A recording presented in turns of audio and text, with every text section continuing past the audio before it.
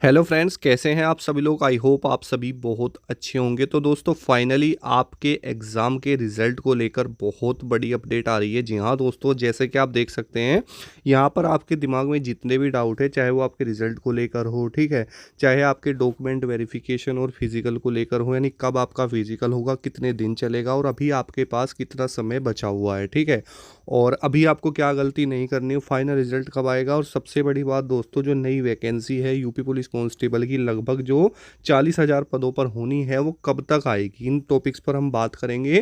क्योंकि देखिए, यहाँ पर कुछ समय पहले यहाँ पर जो न्यू वैकेंसीज़ हैं वो अनाउंस हुई थी।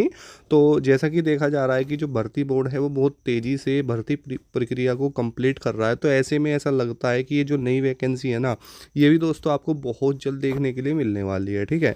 तो बेसिकली यहाँ पर अगर दोस्तों हम रिज़ल्ट की आपकी बात करें कि रिज़ल्ट आपका कब तक जारी हो सकता है, तो देखिए दोस्तों, जैसा कि न्यूज़पेपर्स में और जो भी हमें किसी भी सूत्र से जो चीज़ें मिल रही हैं या न्यूज़ मिल रही हैं, उससे ये पता चल रहा है कि जो आपका दोस्तों रिज़ल्ट है वो यहाँ पर आपका लगभग लगभग 20 नवंबर से, ठीक है, 20 नवंबर से 25 नवंबर के बीच में आपको देखने के लिए मिल जाएगा, ठीक है। ये तो बात थी आपके रिज़ल्ट की। उसके बाद डॉक्यूमेंट वेरिफिकेशन और डीवी के लिए भी बताया गया है कि जो आपका यहाँ पर डॉक्यूमेंट वेरिफिकेशन और पीएसटी है, वो आपका दिसंबर के लास्ट वीक में आपका जो है स्टार्ट हो जाएगा। यानी लगभग आप ये मान के चलिए कि 21 दिसंबर के बाद में आपका यहाँ पर जो फिज़िकल है और डॉक्यूमेंट वेरिफिकेशन है वो भी शुरू होने की संभावनाएं जताई जा रही हैं, ठीक है। उसके अलावा अगर बात करते हैं कि कितने दिन आपका डॉक्यूमेंट वेरिफिकेशन और ये फिजिकल चलेगा, तो इन्होंने बताया कि 20 से 25 दिनों के अंदर अंदर आपका जो ये फिजिकल और डॉक्यूमेंट वेरिफिकेशन है ना, ये आपका कंप्लीट कर देंगे। यानी कहने का मतलब है कि जनवरी 2025 लास्ट तक आपका डॉक्यूमेंट वेरिफिकेशन और फिजिकल बिल्कुल फाइनली कंप्लीट हो जाएगा, ठीक है। अब एक चीज़ और भी है जो मैं आपको बताना चाहता हूँ, और अपने आप में ये बहुत बड़ी खुशखबरी है। देखिए, आज तक होता क्या था, जो भी वैकेंसी आती थी और डॉक्यूमेंट वेरिफिकेशन और फिजिकल के लिए ना भाई 2 गुना या फिर 2.5 गुना बच्चों को पास किया जाता था। लेकिन इस बार दोस्तों सीधा सीधा न्यूज़पेपर में बताया गया था कि इस बार ना आपके 3 गुना से भी अधिक है। यानी आप ये लगाओ 3 गुना से भी अधिक का मतलब समझते हैं, आपकी वैकेंसी है 60,244। अगर मैं इसको 3 से मल्टीप्लाई करता हूँ ना, तो ये 1,80,000 बनेगा। और उसमें क्या लिखा हुआ था कि 3 गुना से भी अधिक, यानी अप्रोक्सीमेटली अगर हम बात करते हैं तो 2 लाख के समथिंग में जो ऐसे कैंडिडेट्स होंगे जो कि फिजिकल के लिए इस बार पास किए जाएंगे। तो है ना अपने आप में ये बहुत बड़ी खुशखबरी।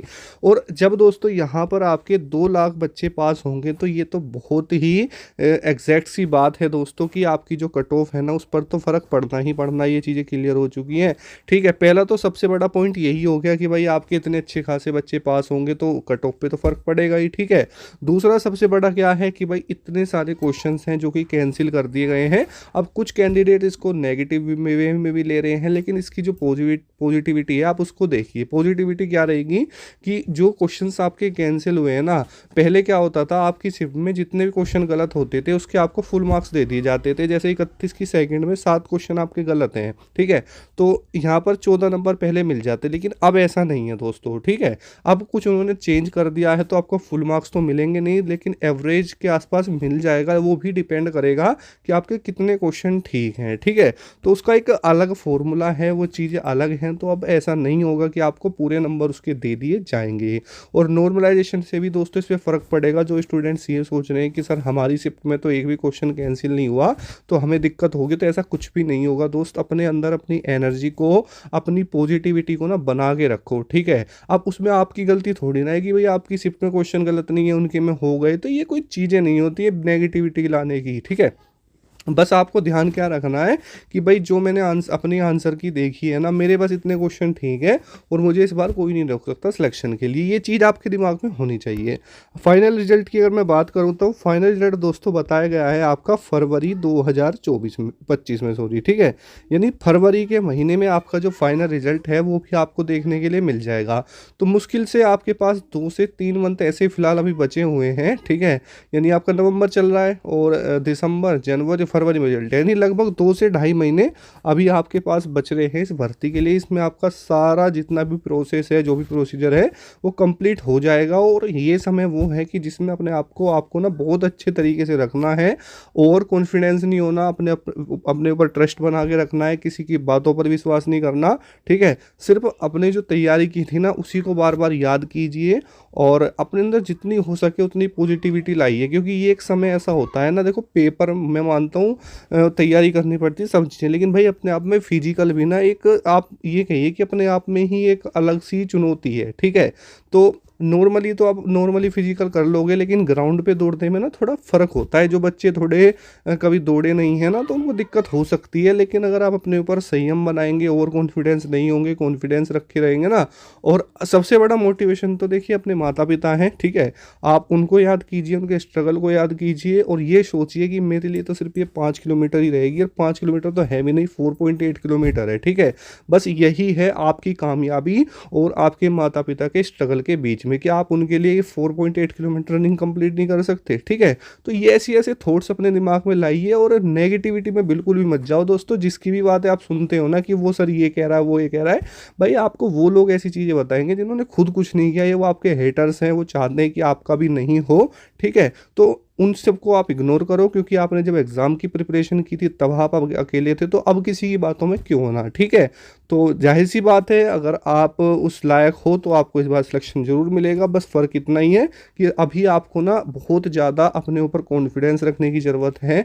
बिल्कुल भी अपने माइंड में नेगेटिविटी नहीं लानी। अच्छा खाना खाओ, बिल्कुल फास्ट फूड मत खाओ, ठीक है। जितना हो सके अपना जो है बादाम वगैरह, चने वगैरह, जूस वगैरह इस तरह का अच्छा सा खाओ, ठीक है। उसके बाद अगर वैकेंसी की बात करें तो भाई देखो, जिस फाइनल रिजल्ट आ जाएगा उसके बाद मुझे लगता है कि 1 मंथ या 2 मंथ के बाद में आपको नई वैकेंसी भी देखने के लिए मिलेगी, ठीक है। सेफ स्कोर की बात करें, जो भी आपने अपने दोस्तों यहाँ पर आंसर की में देखे होंगे, जो जनरल कैटेगरी में है और 92 क्वेश्चन के आसपास उसके बनने हैं, वो अपनी फिजिकल की तैयारी रखो भाई। और ओबीसी और ईडब्ल्यूएस जो भी 90 क्वेश्चन सही जिसने देखे हैं अपनी आंसर की के अकॉर्डिंग काट पीट के, वो तैयारी रखो। उसके अलावा एससी कैटेगरी में जो भी 85 क्वेश्चन पर है वो भी, और जो एसटी कैटेगरी है जो 75 क्वेश्चन पे है वो अपना नॉर्मली तैयारी करते रहो, ठीक है। उसके अलावा फीमेल कैंडिडेट्स की बात करें तो जो भी फीमेल जनरल, ओबीसी और ईडब्ल्यू इन 3 कैटेगरीज में आती है और उनके 80 क्वेश्चन प्लस बन रहे हैं, वो सभी अपनी फिजिकल की तैयारी करें। और एससी एसटी में 70 प्लस वाली सभी जो है एससी एसटी वाली सभी फीमेल्स अपनी तैयारी करें दोस्तों, ठीक है। तो मिलते हैं नेक्स्ट वीडियो में। जय हिंद, वंदे मातरम दोस्तों। और देखिए दोस्तों, एक गुड न्यूज़ और भी है आपके लिए। देखिए यहाँ पर आईटीबीपी जो है टेली कम्युनिकेशन की वैकेंसी आई हुई है, जो कि आपकी head constable, sub inspector constable के लिए है। लगभग दोस्तों इसमें आपके 526 पद हैं, यानी टोटल पोस्ट कितनी है, 526 हैं। ये वैकेंसी आपकी आईटीबीपी में रहेगी। इसमें आपका टेली कम्युनिकेशन की पोस्ट है, एसआई, एचसी और कांस्टेबल के लिए, ठीक है। तो इसके भी आप फॉर्म निकलेंगे तो ज़रूर फिल कर लेना, और अगर आप इंटरेस्टेड है तो बहुत अच्छी बात दोस्तों रहेगी। मेल और फीमेल दोनों के लिए भर्ती है दोस्तों।